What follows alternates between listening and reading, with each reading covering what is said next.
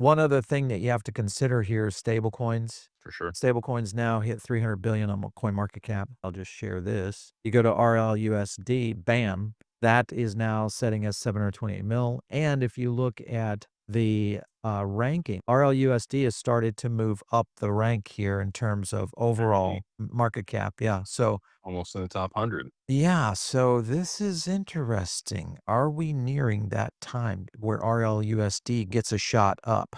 What are your thoughts? Ripple's got a bunch of partners, and they've partnered with BNY to be able to facilitate the treasury for Yep. RLUSD. I think it depends on the ripple effect. How many people want to utilize Ripple's stablecoin for transactions? The majority of what we've seen so far are exchanges listing that token, right? And that's what's Right. providing liquidity. They're exchanging dollars to Ripple, they're buying treasuries, they're minting RLUSD. The majority of that's actually on Ethereum. It's not even on the XRPL right now.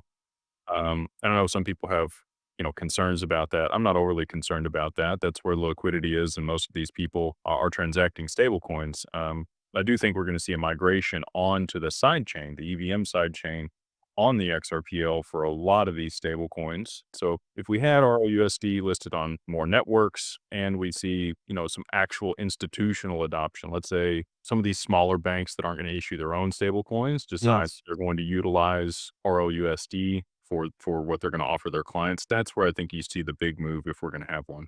Mhm.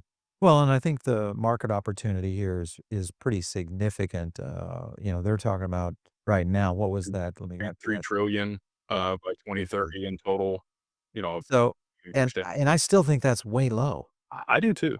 I think that we're going to see much, much more than that. The economy is already digitized. Most people don't use cash. You're using your phone for different things. Here in the US, it's going to be interesting. Amazon and Google and some of these larger enterprises, and then also all these other banks launch their own stablecoin.